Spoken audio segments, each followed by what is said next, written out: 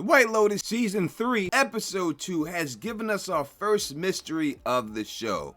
Who robbed the jewelry store? In this video, I'm going to go over what happened, all the suspects, and in the end, I'm going to tell you who I think the culprit is. I want to know who you think the person is, so let me know in the comment section. As always, 500 is the like goal. Let's see if we can hit that to trigger the YouTube algorithm. Subscribe if you want more content. Let's go.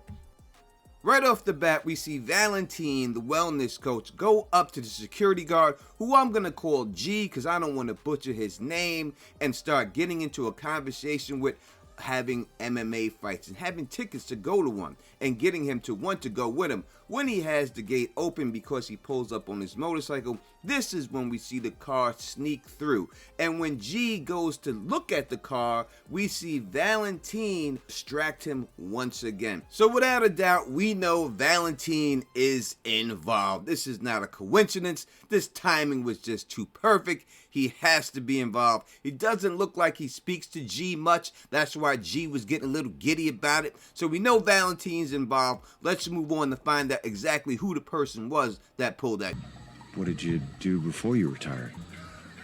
This and that. This brings us to the main suspect I think everybody would think, and that is Greg, who we know by this time in this show he's going by the name Gary. Now Greg is the only character in the show to be in all 3 seasons. We know in season 2 he was married to Tanya, and it was very obviously involved in the attempt to kill her and try to steal her money. And it seems like maybe he has inherited her money, but if that is the case, he might have blown through it and has to resort to all this armed robbery hijinks. Since he lives right above the hotel, it would make sense that he and Valentine would eventually know each other and he could have talked to him. Again, he's very vague about what he does for a living because we know what he does for a living. That's kill his wives and take their money. So it would be easy for him to do such a thing and to get himself a little, what they call a hooker for a new wife, would be right up this dude's alley. So I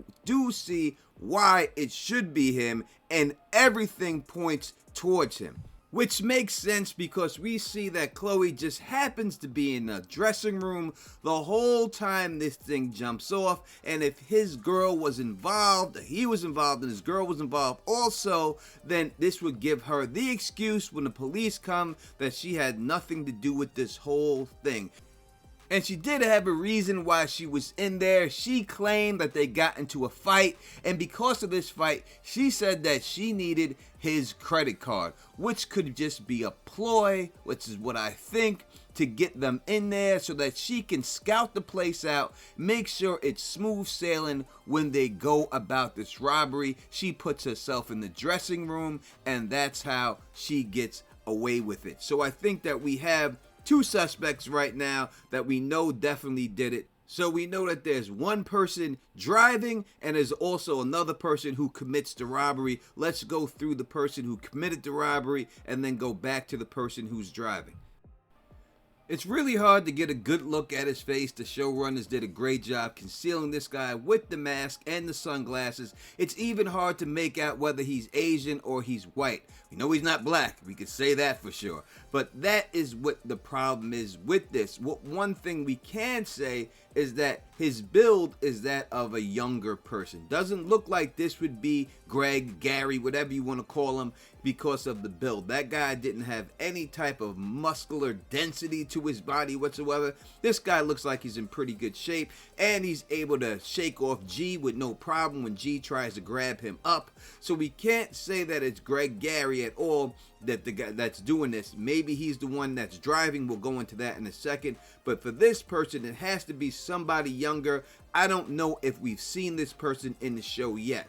We do know that Julian K did join the cast of this show for season 3 after another actor stepped out of the position because of some Ukraine situation. But if we look at this guy, he would fit the bill as the person doing the robbery. So at this moment, I think that this is the guy who did the robbery, but how he connects to the other people and how he's familiar with them, we haven't seen yet. But this is the guy I would say that did the robbery.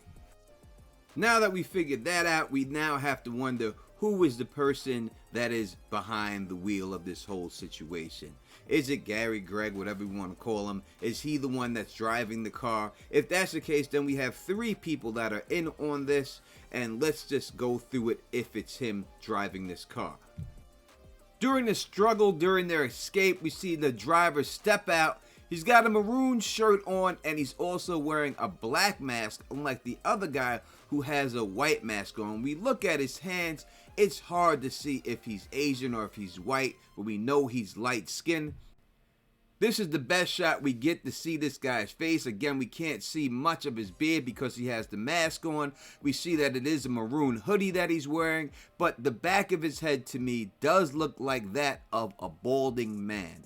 And that would make you think that it's Gary Greg that is the person behind the wheel while this guy is trying to escape. Yet when you look at the thickness of his hair, it does look thicker than the guy who's trying to drive this guy out of there from the back. Now, unless he has some type of taper going on back there, which he could, that could explain that. This could also just be a huge red herring, because we know Gary Greg, he's going to get bagged up for what he did, because he gets spotted while he's eating dinner. While Belinda is eating, we can clearly see that she spots him, and she knows who he is, but she's not sure when she looks because she has to give it a double take, or maybe she thinks she's seeing things. But from this, we know that eventually she's going to be the one that exposes him in all of his lies. So is that his storyline, or do those 2 storylines intersect and he gets caught for both things? Now, just in case all that is some red herring stuff, let me throw out some people that most likely aren't it, but would be the most shocking, and they could still be related in this somehow. First off, Mook. Mook doesn't seem like she would do anything wrong, but it is curious that after he gets assaulted is when she starts to show interest in him. I'm not saying she's someone in the car or she's the person holding the trigger. I'm saying that she could know who had done it and been involved that way. Also, we hear her talk about how her job is lame. She doesn't like it. She wants to see the world. So, don't rule out on Mook. Next person I would look at is Rick. I know it doesn't seem like Rick would do it, but he wasn't there when it went down, and we know he's on that island for a reason. So could the reason have been to rob this place? Does he have people there? That's why he went along with this whole situation.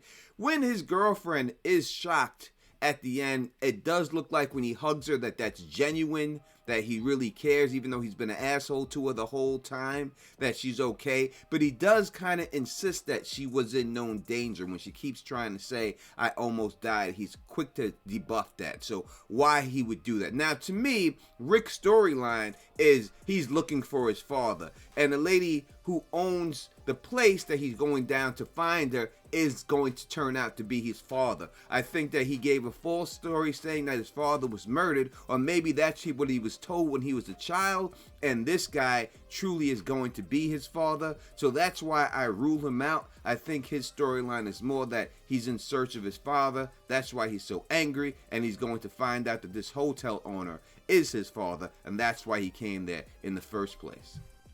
Even though they have brought up older men with bald heads for a reason, it's not just to get under his skin, but I think that's not referring to him in this situation. But I do think that's why that's being brought up all the time. Now, for my overarching theory about who is the one doing the shooting at the place from the beginning that we see, I still am going to go with the monkeys. I think the monkeys are the one who got hold of a gun. I think this monkey, I don't know which monkey, it's gonna be some monkey, because they bring up these monkeys too much. We hear the one bang, not the one, but we hear the girl banging to the door from the chatty patties, and then what other chatty patty says, oh, I thought that was a monkey.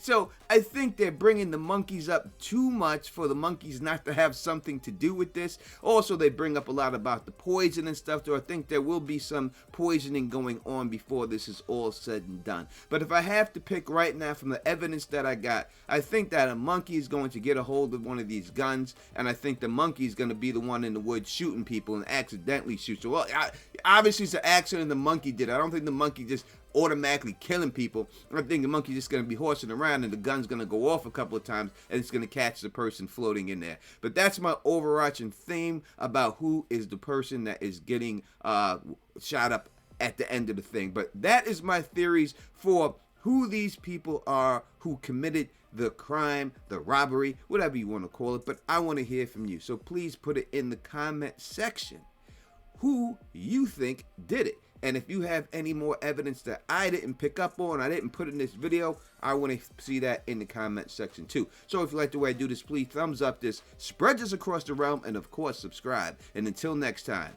you know who it is. Peace and stay sexy.